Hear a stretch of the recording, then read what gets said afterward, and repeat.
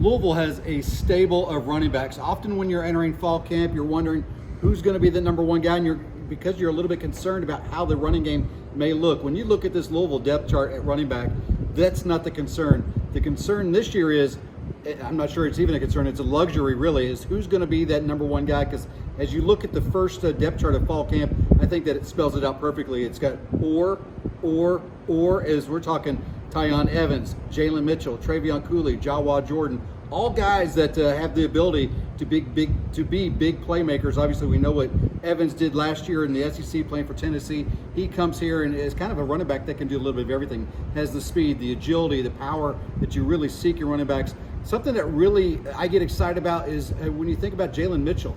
Here's a guy, when we're at this time last year, some of the talk was, hey, will the newcomer Travion Cooley surpass Jalen Mitchell? And he kind of used that as motivation and to push his determination. Hey, I'm going to hang on to that number one spot at the running back. So I think that's something to watch as this competition at the running back spot continues, is how will that competition drive Jalen Mitchell as well as Travion Cooley. He certainly showed plenty of flashes last year that he can be a guy that's at the number one spot. And then Jawar Jordan suffered injuries for much of last year, but as the season wound down last year, we saw the type of speed that he can have.